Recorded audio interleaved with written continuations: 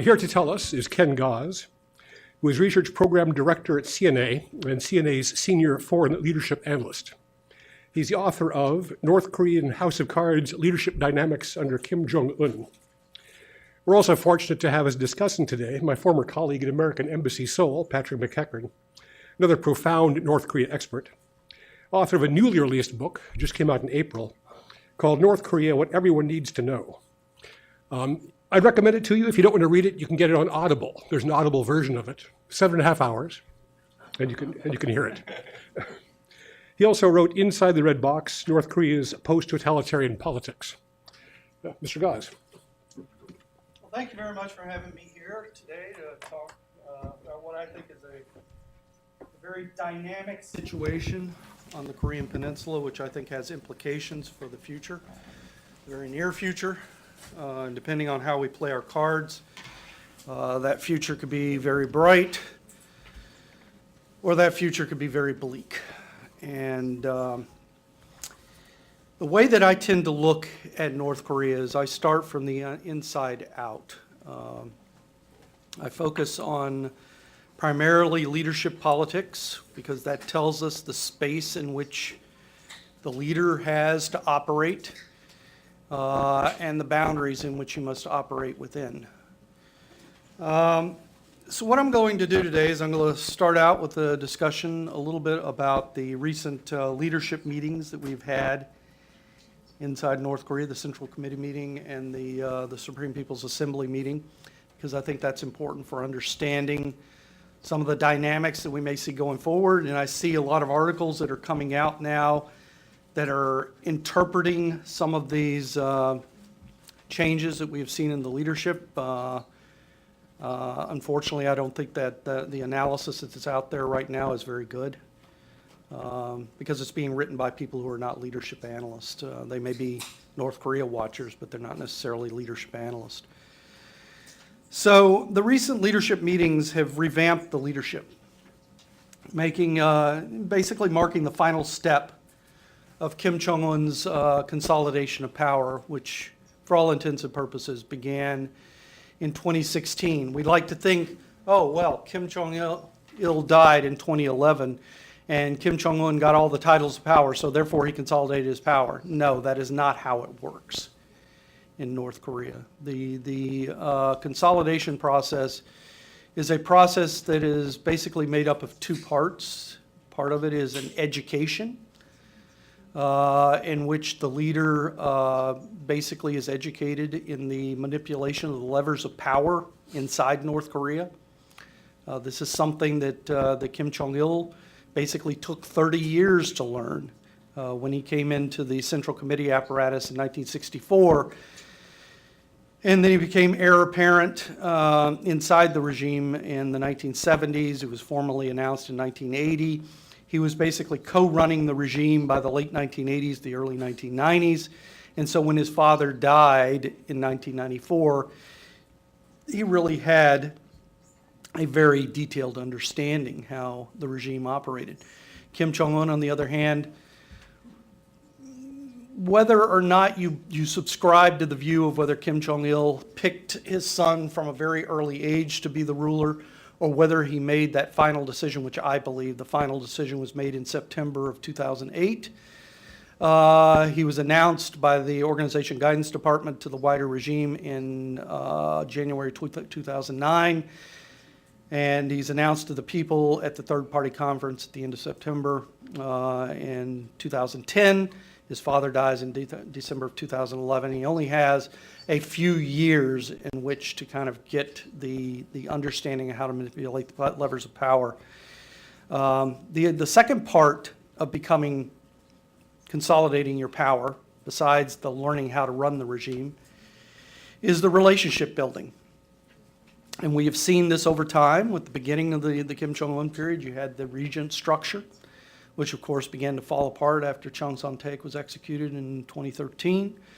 And Kim Jong-hui, Kim Jong-un's aunt, was basically in a hospital and has been since really about September 2012. So he had to start to build the relationships through the regime and figure out who he's going to bring into power. And really, we saw with the 7th Party Congress in 2016, really the beginning of the Kim Jong-un era. We had a turnover in various parts of the leadership, the Politburo, the Central Military Commission, the Executive Policy Bureau, which took over, or basically was the renamed Secretariat, and of course the state apparatus as well.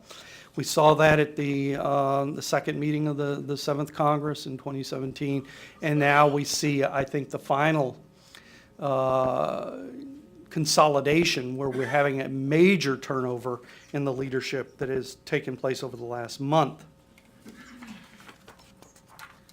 At the plenary meeting of the Central Committee, we had 77 personnel changes that took place, the largest number in turnover in the plenum in decades, surpassing the earlier numbers, which in 2017 when there were 75 major turnovers in the party apparatus. When we look at what happened within the party apparatus here, we see old guard being retired, like Kim Jong-un, the president of the Presidium of the Supreme People's Assembly, and one of the members of the Presidium of the Politburo retired. We see Kim Jong-un's sister, Kim Yo-chung, being removed mysteriously from as an alternate member of the Politburo. That is still being debated on exactly why that happened. And if you're interested in that, we can talk about that in the Q&A. In the Executive Policy Bureau, we see Cheong-hae is out as he assumes other positions, mainly within the state apparatus. And Lee Myung-gun and Pak Pon-chu are in as critical vice chairman in the Executive Policy Bureau. In the Central Military Commission, again, we see Lee Myung-gun and Kim Jae-rong, the new premier, assuming a position there. And then, of course, in the Central Committee apparatus, we see some critical turnover in the Central Committee departments. Cheong-hae is no longer the head of the Organization Guidance Department. It's most likely Lee Myung-gun, in my opinion, has taken over that position. And Jang Kum-chol has replaced Kim Young-chol as the head of the United Front Department, basically the department that oversees South Korean affairs. But when you look at the Supreme People's Assembly meetings and turnover there, we start to see, within the State Affairs Commission, we see new members. The premier is there, Kim Jae-rong and Lee Myung-gun, as well as Cho Sung-hee, I think one of the key players in terms of development of foreign policy strategy. I think she is somebody very close to Kim and somebody that he trusts very much, and she has now been brought up. Even though she's a first vice minister of foreign affairs, she's been brought into this very powerful state body. Kim Young-chol is still there. We've had a lot of media speculation that Kim Young-chol has been purged or has been marginalized, has been demoted. What? No, that's not what's going on here. And I'll explain a little bit what I think is going on here in just a second. Of course, we have a cabinet with a new premier and new vice premiers. And the Supreme People's Assembly leadership, as I said, Kim Jong-nam has been replaced by Cheong-hae. And you have a new Supreme People's Assembly presidium in place. So you really have the top parts of the leadership in both the party and the state that really now owe their loyalty directly to Kim Jong-un. And that's important. That is very important for where we're going in the future and the latitude that he will have to operate. So what we see with these party and state appointments are three things. The old guard, whose careers in the senior leadership stretch back to Kim Jong-il's period, are largely have been removed from the formal leadership structure. Number two, people who have been close to Kim Jong-un behind the scenes over the last few years, such as Lee Myung-gun and Cho Sung-hee, have been moved into the formal leadership. Number three, some individuals known to be close to Kim Jong-un, such as his sister, Kim Yo-chung, probably have been recycled back into the private apparatus. This is something that we see Kim, a kind of a mark of Kim's leadership process, in which he brings people and he recycles them in between his personal office and the formal leadership. And in this way, you have a leadership out there that really knows Kim's thinking and vision. And so they can take that into the formal apparatus. This is very different than the way that his father ran the regime. His father had trusted agents throughout the regime who would interpret his Delphic sort of musings on policy. Whereas Kim Jong-un, I think, is bringing people directly in to really kind of work with him very closely, provide advice to him, and then recycle them back out. So people that we have sometimes thought have been purged, in fact, they've just been recycled, and then they return back to the formal leadership.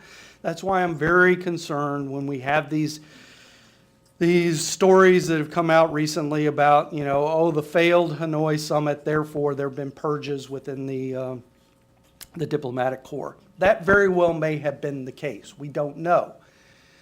But these are supposedly public executions that have taken place, and we have not at least, as far as I know, heard one name of anybody who has been purged. We've heard possibly Kim Jong-un, who was the diplomat that hasn't been seen really since February, early March, who was involved with negotiations with Steve Biegun. But we don't know, and I think we need to be a little bit careful about saying that somebody has been purged when in fact they may show up in a couple of months and make us all look like fools. And I think probably an important thing to understand here, a dynamic that we're seeing, is there are splits that are now taking part in portfolios, leadership portfolios. And this, I think, two key examples here are Pak Pang-chu and Kim Yong-chol. They have been moved out of the front lines from dealing with the day-to-day operations of foreign policy and domestic policy, and they have been moved into positions where they are overseeing a large portfolio of work within the regime.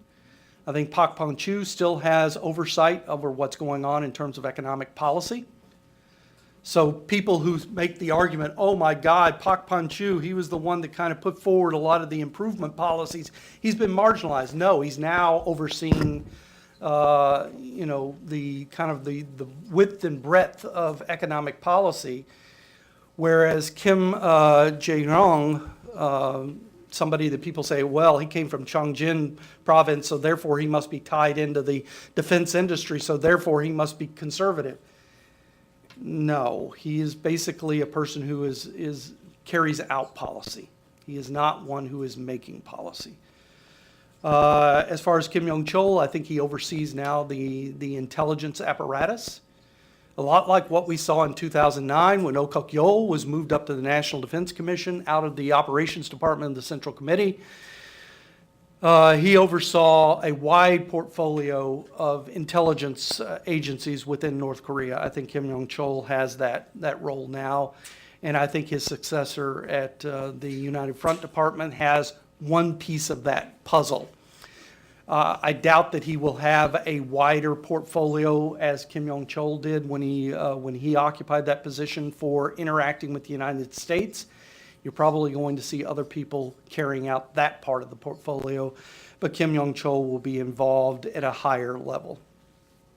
So we need to keep it, we need to be very careful about how we think about people who have been moved around within the regime and what it means, because our tendency is to look at it, what does it mean for us, the United States? Meaning, what does it mean in terms of North Korea's external policy, and what does it mean in terms of their economic policy, which really means their external policy.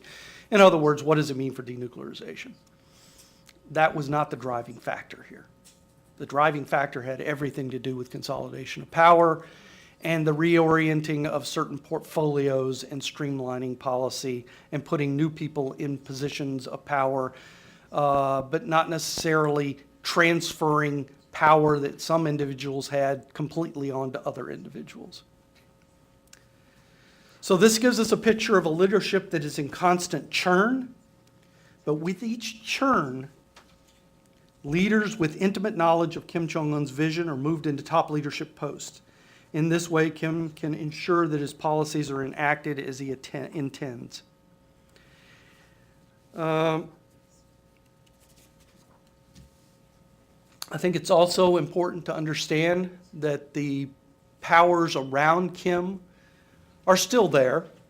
These powers can act, they have influence, but they are not in a position to really interfere with the consolidation process or Kim's own power, as long as Kim plays his cards right. And this is what the rest of my speech is going to have to be about here, is what can Kim do? And if Kim makes a misstep, what could happen? So, by consolidating his power and filling the formal apparatus with those who owe loyalty directly to him, Kim Jong-un has bought some time for himself.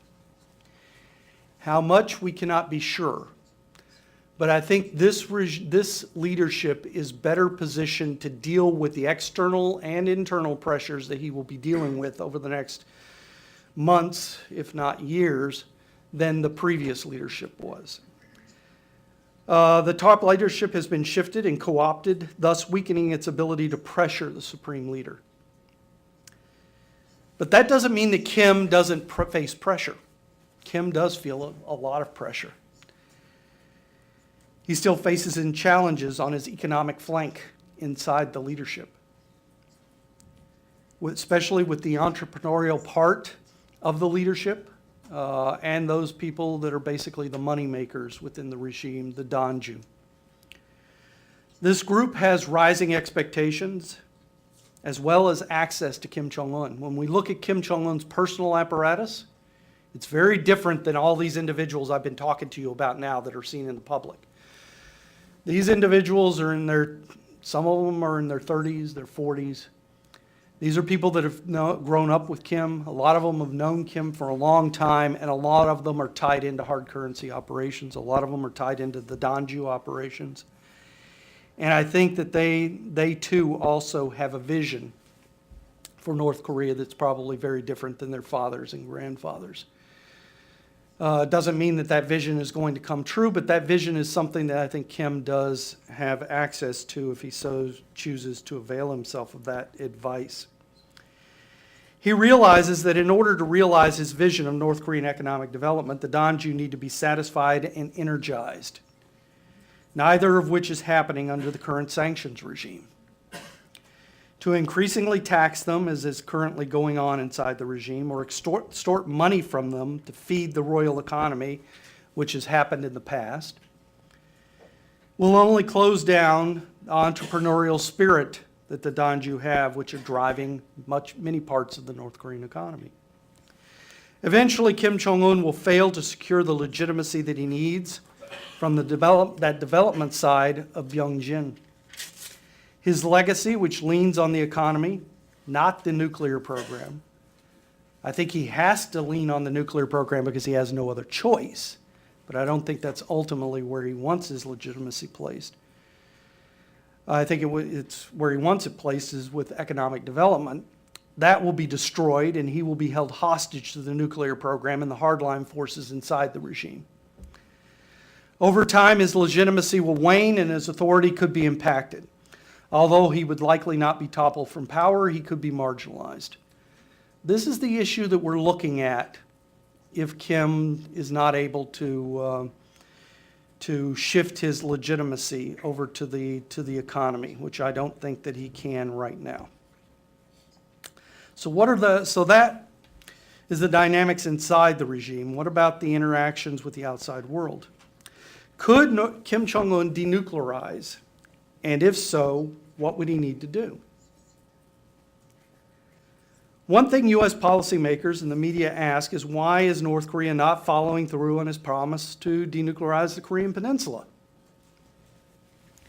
I find this a rather humorous statement since it shows how little we kind of understand about North Korea, and especially their rhetoric. He used the construct denuclearization of the Korean Peninsula to obfuscate and buy time. It is a construct that goes back to North Korea's days in the non-aligned movement of the 1950s. North Korean doctrine was born in the 1950s out of the Korean War. Denuclearization of the Korean Peninsula was also born in the 1950s. At that time, it was seen as a way of really poking the eye of the nuclear powers of the world and really kind of drawing a clear, bright line with the non-aligned movement. And as time has gone on and North Korea has gotten, built their own nuclear program, it has shifted what the meaning behind this phrase means, but it still does not mean unilateral denuclearization on North Korea's part. So at best, Kim Jong-un never promised to unilaterally denuclearize. At best, he may dismantle parts of his nuclear and missile programs in return for sanctions relief and some security guarantees. He won't submit to rigorous verification, not in the near term at least. He can't do that. He's not going to submit to anything that he cannot reconstitute in terms of his nuclear program. Why? Because he cannot trust the United States. All he has to do is look at what the United States did with Iran and Tokola. The next president comes in there, and whatever deal he makes with President Trump could be undone by the next president as far as the North Korean leadership is concerned. So the idea of maximum pressure leading North Korea to part with its nuclear program in return for sanctions is not really a workable solution. So maximum pressure won't work because, in my opinion, maximum pressure can never be, we can never hermetically seal North Korea off from the outside world, so they will be able to bring in resources and assistance. China will not let North Korea collapse completely, I don't believe. And on the other hand, we can't do a grand bargain with them, as was made at Hanoi. In other words, we can't say, just give up all your nuclear weapons, we're going to let all this aid come in. That would also be destabilizing to North Korea. They cannot internalize that much information and aid from the outside world. They need to be aid to come in a very controlled way through their special economic zones and basically through chosen channels that the North Koreans outline. So that basically leaves us with the idea of a phased reciprocal process of give and take. And I think this is what the North Koreans came to Hanoi hoping to do, which is put Yongbyon on the table in return for some sort of sanctions relief. Now, they definitely overplayed their hand in terms of what they expected to get from sanctions. But then, of course, President Trump basically threw the grand bargain on the table, which was basically a warmed over version of the Libya model. Of course, North Korea was never going to accept that deal. So what do we do? I think we need to factor in the fact that North Korea we need to take in not only what our equities are, but Kim Jong-un's equities. And as I say, the only thing that I think will work there is a phased reciprocal process of give and take over time. North Korea gives up some parts of its nuclear program, probably doesn't allow much verification, if any. United States and the international community provide some sanctions relief, and we kind of go along this path for the foreseeable future. The idea is to build up some leverage, to build up some trust, and also to allow Kim to build up some legitimacy inside the regime on the economic component of Byungjin. Right now, his legitimacy is squarely on the nuclear program. But if if he is allowed to build up some legitimacy on the economic program, then potentially down the line, one, you can keep him from testing. You could potentially whittle down his nuclear program bit by bit. But over time, you might be able to do the grand bargain in which we actually make the trade of full sanctions relief for full denuclearization. But that's going to take time, and it will not happen quickly. So we have to be in it for the long run. So what happened? Let's just now set all of that aside. What if Kim actually, for the sake of argument, got a deal that he liked and was willing to actually denuclearize? Could he do it? Many people here in the West say, of course he could do it. He's the supreme leader. He can do anything he wants. No, it's not that simple. This is where U.S. policymakers are, I think, just fundamentally missing the problem. It is not that simple. He has issues of legitimacy that he has to adhere to. The policy boundaries that are set down in North Korea were set down by his grandfather and father, both of whom had more legitimacy than Kim does. For him to just, and oh, by the way, the nuclear program is firmly inside the boundaries that were set down by his father and grandfather.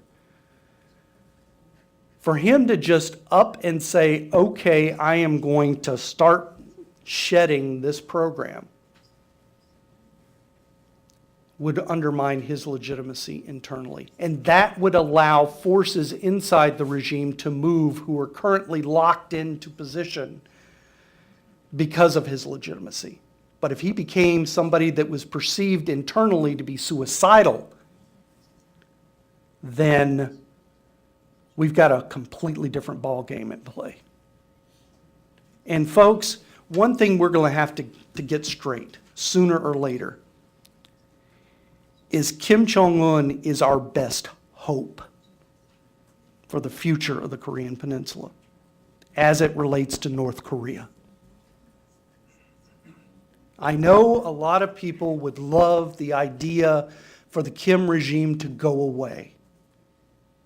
Wouldn't it be nice? I mean, yes, this is a despicable regime that abuses its people, human rights, proliferation, yes, all of those. But Kim is our last best hope. Why? Because without Kim, you don't have a unified center of authority inside North Korea. If Kim were to start trying to give away his nuclear program without having built up legitimacy on the economic side of the equation, potentially you could pretend to have, you could spin out a yarn where you have various centers of power that really come into power or come into being in and around Pyongyang and in and around Kim Jong-un. These people would be power brokers that would have necessarily differences of opinion, possibly with Kim. And so as an outside world trying to figure out how to deal with North Korea that is now operating under multiple centers of power, to me that's a nightmare scenario. How would you navigate some sort of interaction with such a regime that will probably then be even more highly paranoid than the current regime is? And you understand, North Korea is on a trigger. They're on a hair trigger. Things could go south very quickly in that regime. So the idea of saying, wow, wouldn't it be great for if Kim wasn't there? I think our nightmare scenario is what happens if Kim dies tomorrow. The guy has a body mass index of around 40, which is stroke territory. He could pass away. And if he does, there is no guaranteed continuance of governance plan that's very obvious or very sustainable. Most likely a variety of centers of power within the regime would come together in some sort of a collective entity, probably putting some sort of figurehead out front. But then that collective would probably begin to fight amongst itself. That to me is something very, very scary. So I think we have Kim Jong-un.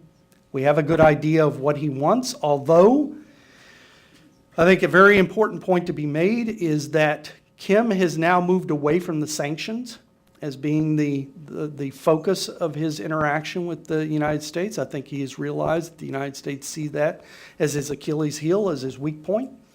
He has now kind of shifted back toward security as being the venue of engagement with the United States. That is much more difficult for us to deal with because North Korea and the United States on security issues, there is not enough for us to give him to get him invested in an engagement strategy. So North Korea is basically signaling to the United States is, we don't care about your sanctions.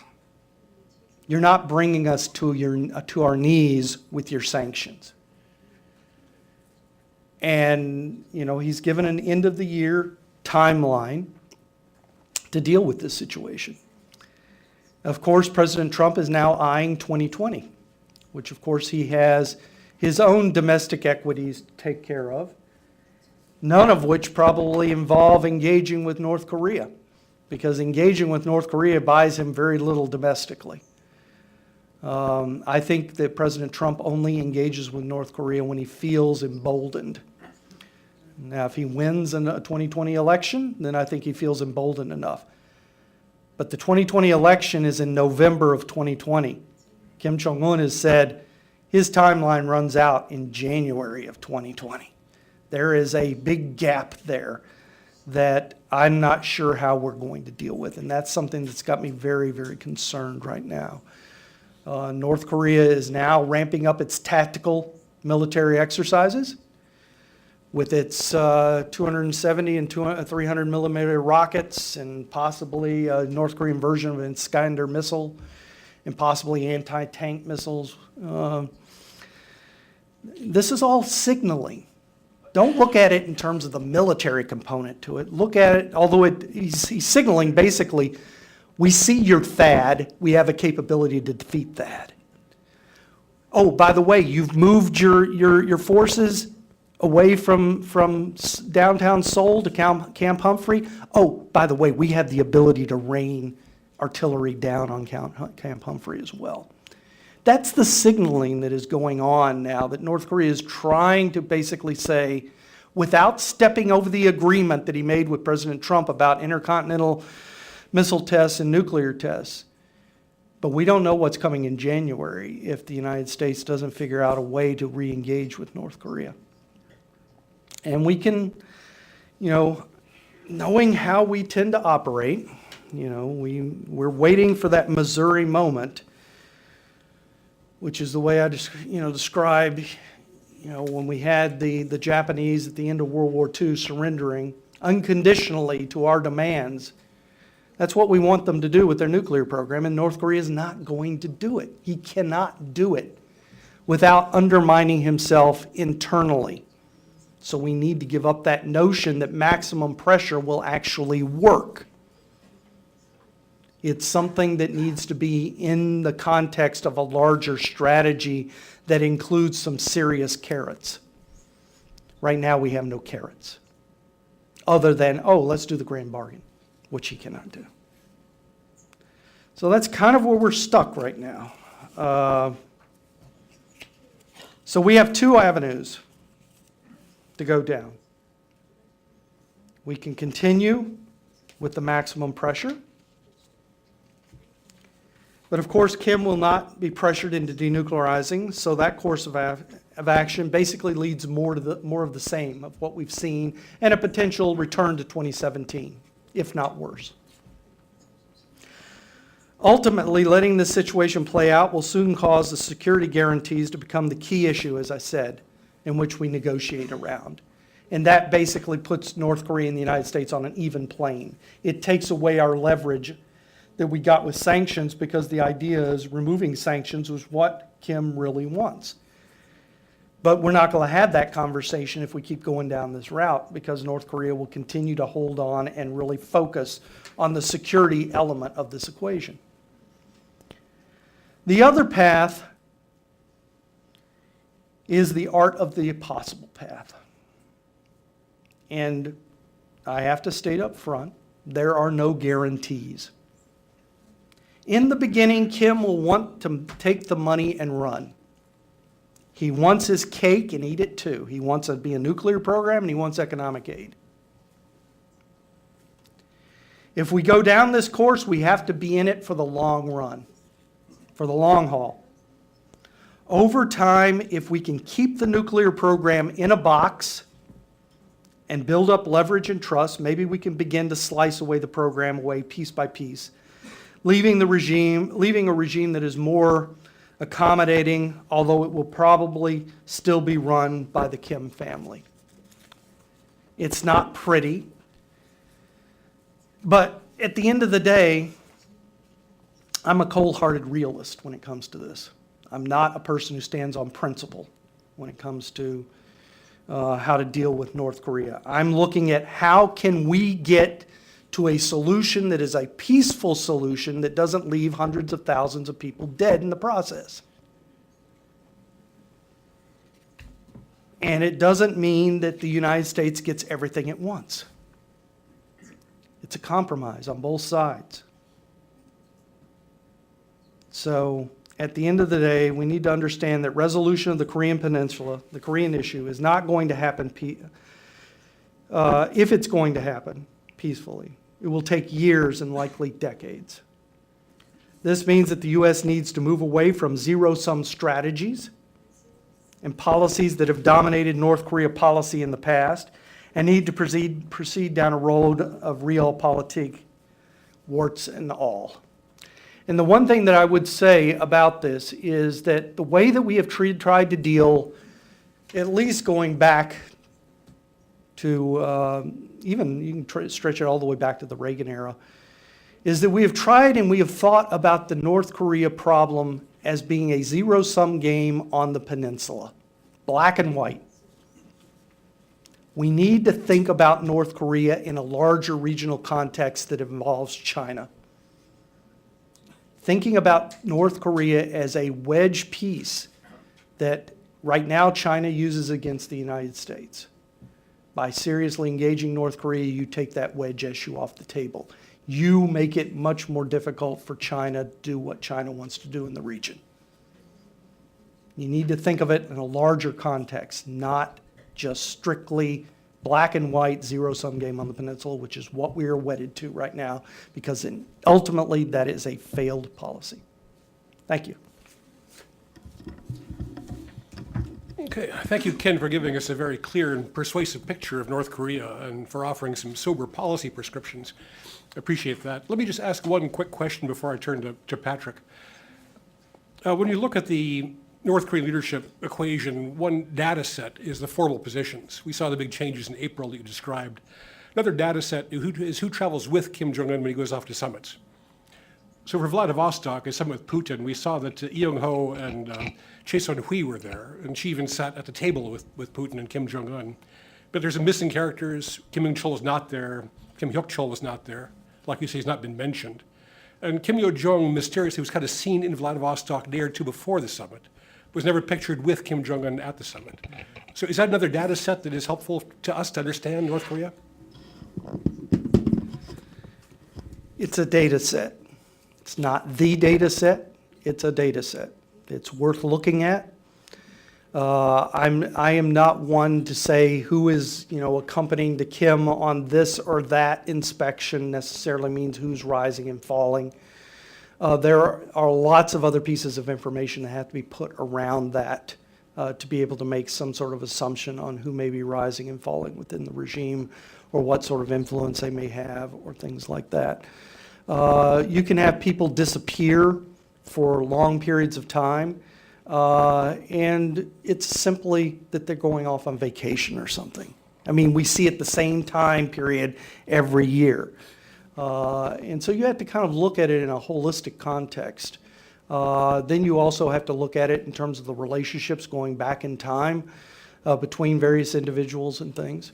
But as I say, I think the people that have the most influence on Kim are not necessarily the people that we see in public. Okay, thank you. Mr. McEachern. Thank you, Mark.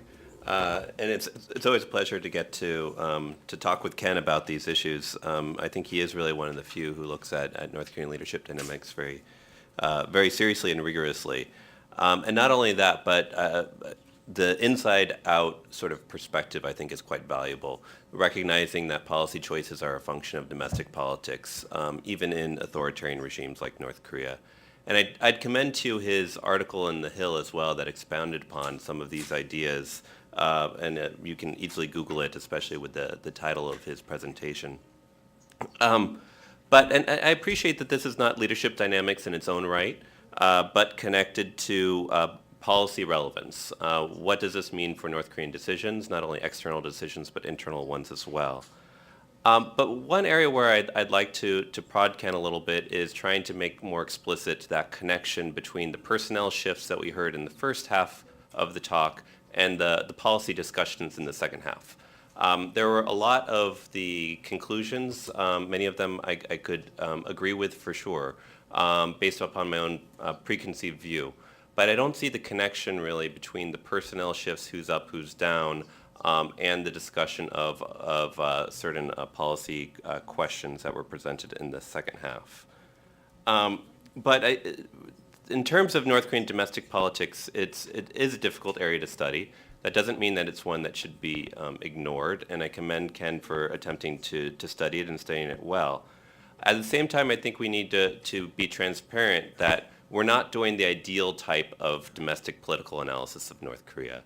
In a normal country, we would be able to interact with senior officials, certainly at an official level, or if the United States had an embassy in a country, you would try to search out those that have influence or decision-making power, have conversations with those people, and triangulate where a country's policy is and where their red lines might be. This would allow one to have a little bit of a better understanding of policy choices and the realm of the possible. But with respect to North Korea, we're doing this remotely. We're looking at indirect indicators. We're looking at the media. We're talking with defectors. We're looking at their external actions. And this is important to narrow uncertainty, but the caution that I'd place on the top is that this requires a great deal of humility in our analysis, number one, and number two, what that means for policy implications. And so I think we need to recognize that we very easily could be wrong, and staking policy choices on this analysis need to be very carefully weighed.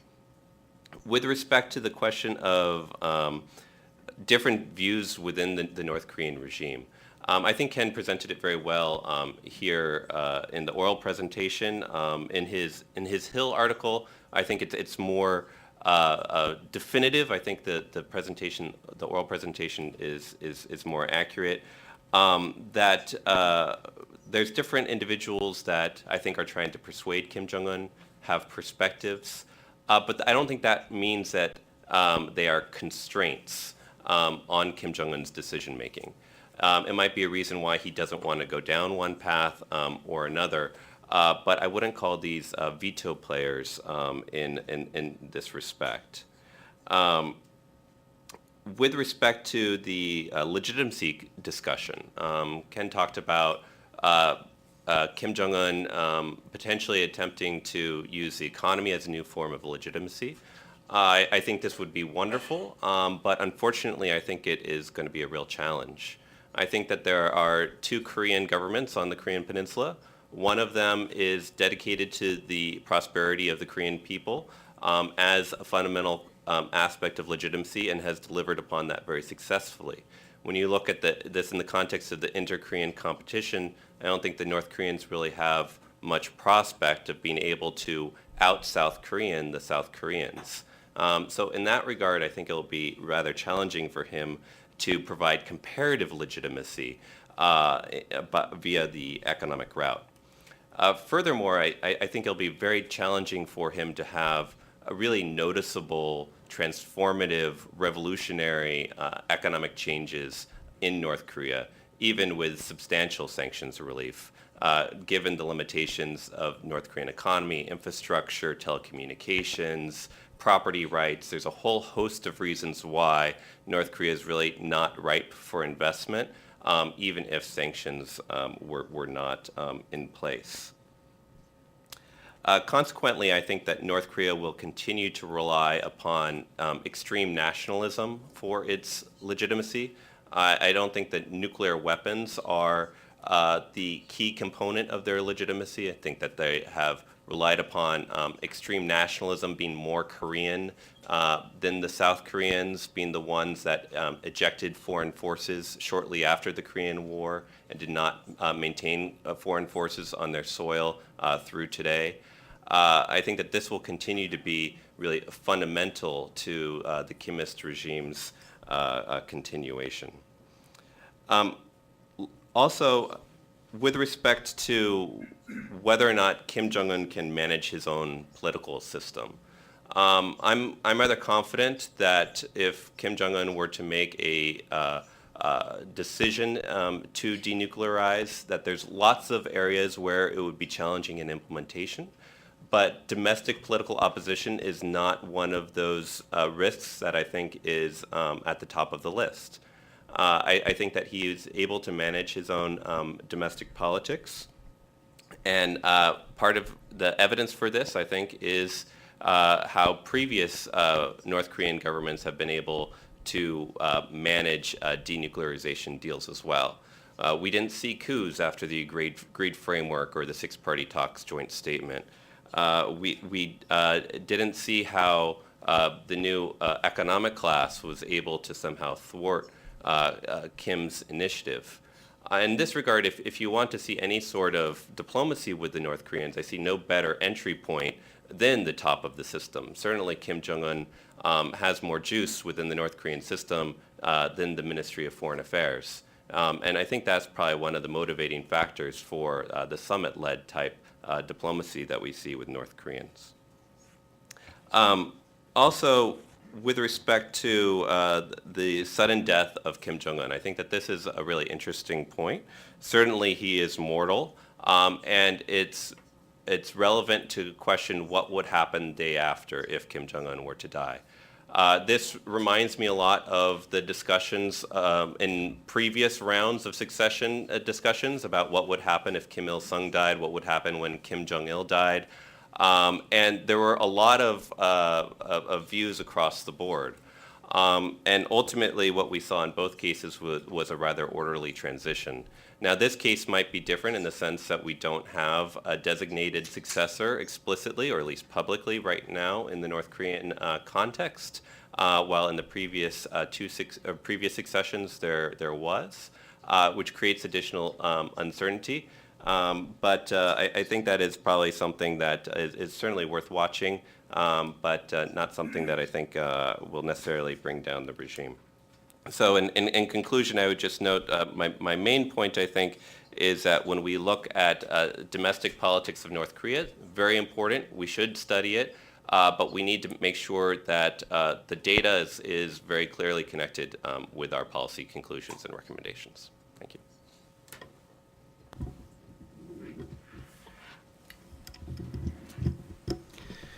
Yeah, I kind of avoided going into the connections piece of it because it would take quite some time to get through all of that. But there are connections between what we saw happen in the Central Committee meetings and the Supreme People's Assembly and the policy prescriptions that I'm talking about, and where I think Kim's views are in terms of where he wants to take this regime. We see the steady decline of military influence on the senior bodies within the party apparatus. We are seeing the proliferation of economic expertise within the system. You're seeing some drawback in the defense industry representation in certain quarters. Not to mean that Kim, and I want to be clear here, I am not saying that the economic legitimacy on the economy is where Kim would love to be like tomorrow, because he realizes this is going to be a phased process. That's why he says he wants the cake and eat it too. The nuclear program is going to have to be there long enough for him to be able to establish the legitimacy into the economy, primarily because of what Patrick was talking about, because you have South Korea sitting there as the economic miracle. Comparatively speaking, North Korea's always going to lose in that game. But having a combination of being a nuclear power with economic development, that is something that he can sell to his people and have legitimacy. Over time, and that time may be quite some time down the line, that he'd be willing to fully part with the nuclear program and rely fully on the economic legitimacy, which would be tied in probably with the South Korean economic engine. But that's a long time off. That is not tomorrow or the next day. And so the idea that he can give up the program very easily within the time frame in which Americans tend to think about policy is highly unlikely. That's why I said we have to be in it for the long haul. So yes, I mean, there are indications. There's still a lot of work that needs to be done on the leadership transition that has taken place, and the changes and what that may actually have to do with policy. But there are some initial leading indicators that some parts of the regime are changing and shifting in terms of its influence with certain constituencies within the regime, and also certain power brokers within the regimes whose policies have been institutionally kind of watered down somewhat as they go through, which does suggest that this is basically a churning effort of transition that has now led to a consolidation of power.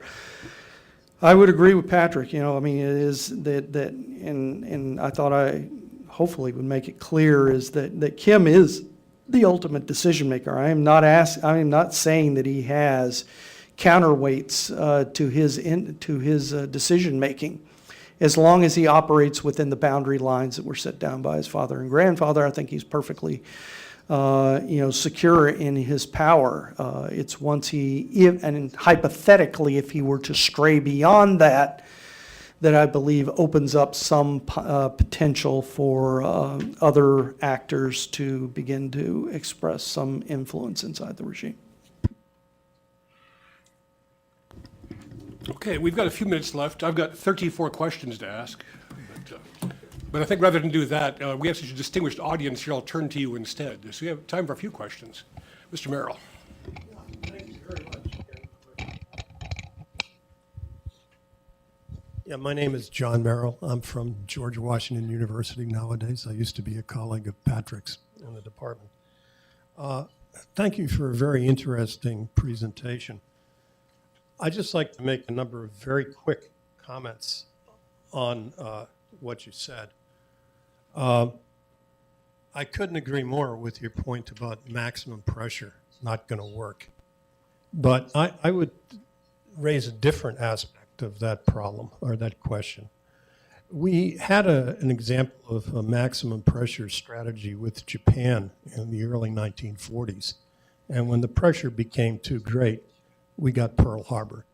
If you turn the screws on a regime enough, you're going to create an indeterminate situation where the response is going to be either fight or flight, either cave into the pressure or come at you.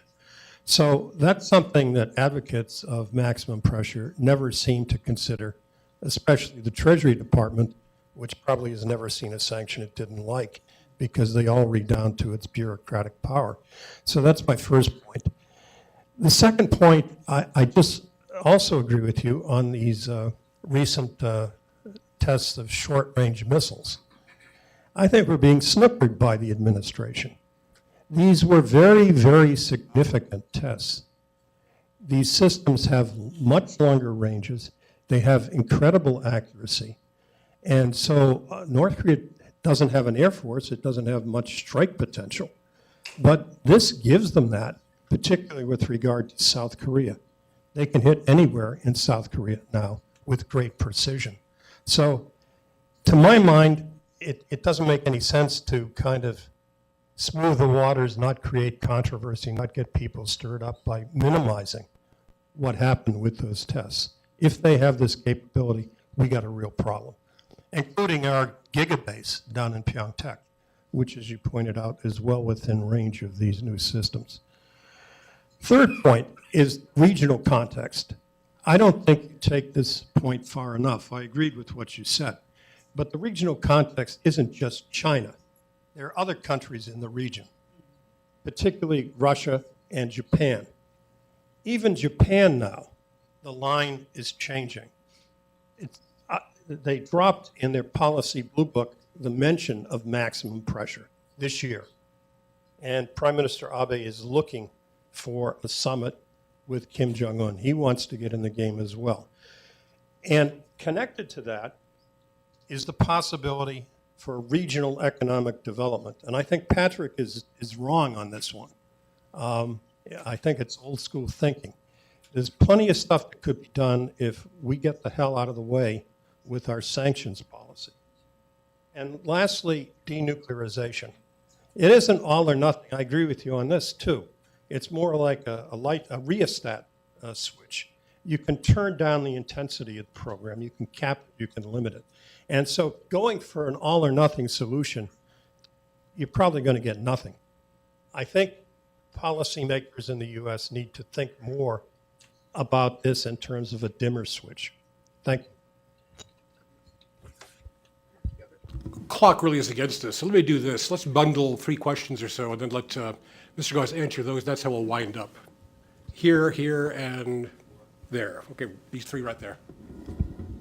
Hi, Andrew Yo, Catholic University. Ken, I had a question about Kim Jong-un being our last hope. So you mentioned that if he were out of power, that power would be diffused into various centers. So could you give some examples of what these centers of powers might be, which institutions or which individuals? Thanks.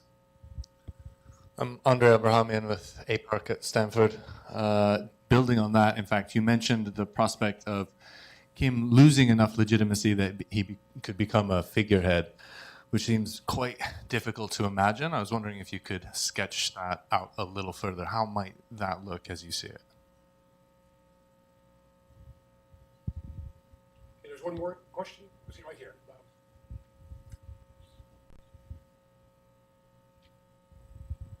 Hi, Frederick Ruiz-Ramon. I work in the private sector.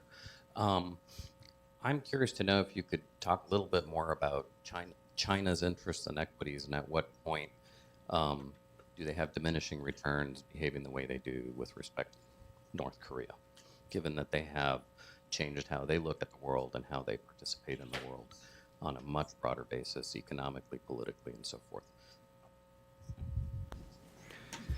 Thank you. 3 excellent questions. I think the 2 questions that were asked about, what would be the other centers of power, as well as what devolution of legitimacy are very critical, and I think probably worth me. I've written a couple of papers on this, but I think probably another one might be in something I need to think about doing right now.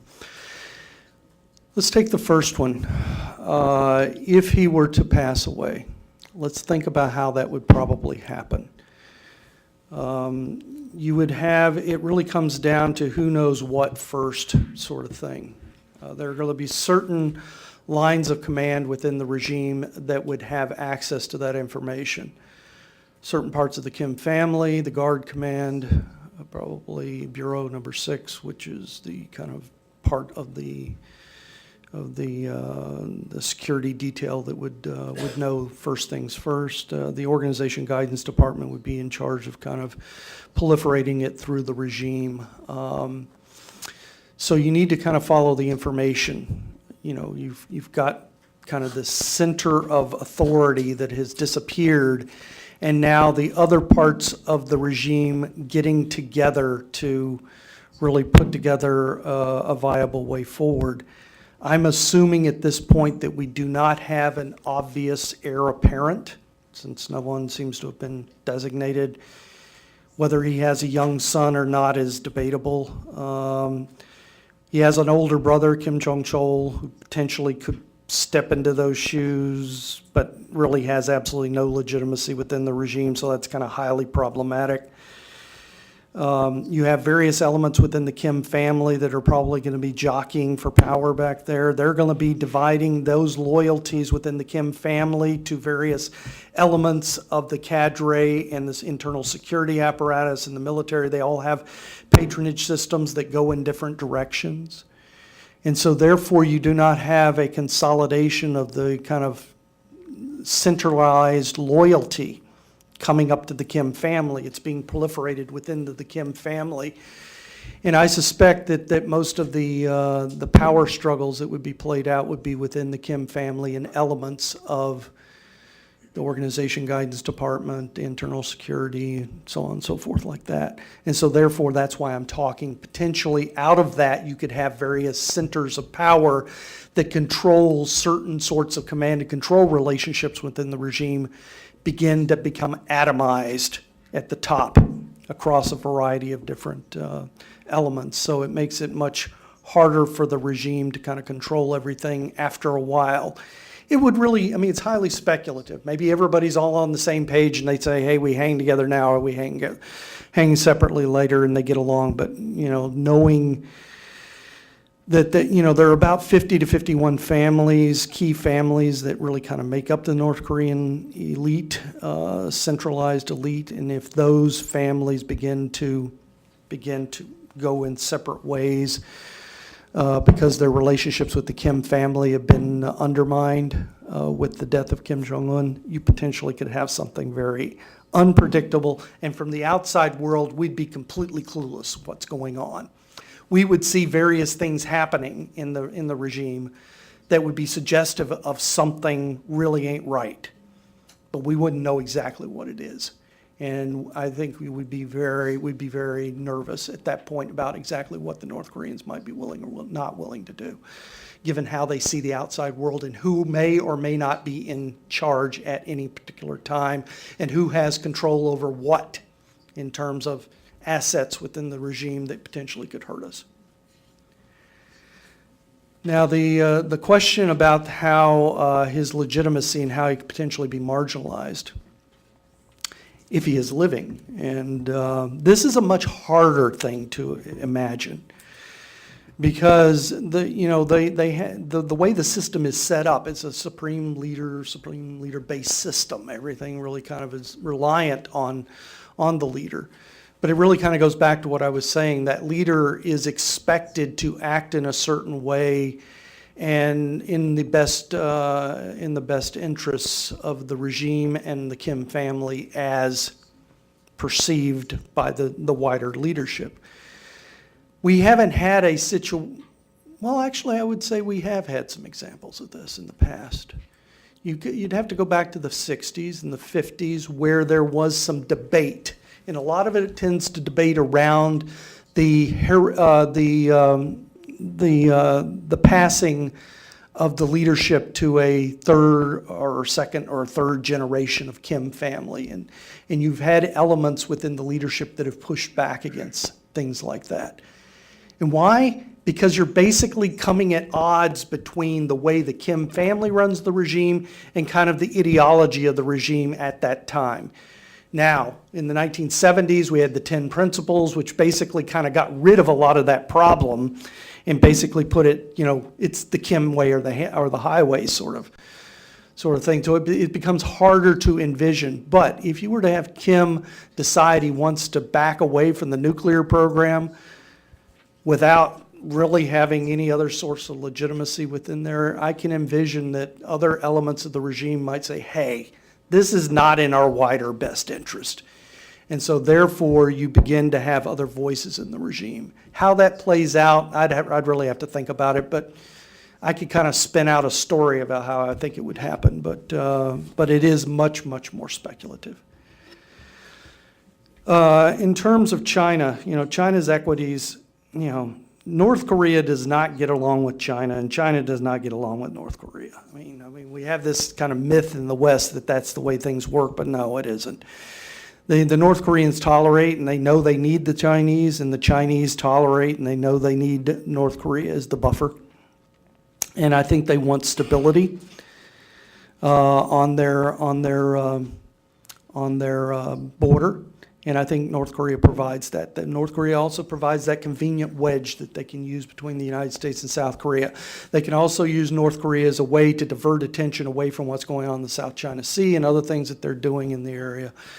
So North Korea plays a convenient role, even though I don't think that Xi Jinping and Kim Jong-un get along at all. But I think they have made common cause, because I think China at the end of the day knows that North Korea is potentially the vehicle in which they use to really unravel U.S. position in Asia. And whether that comes from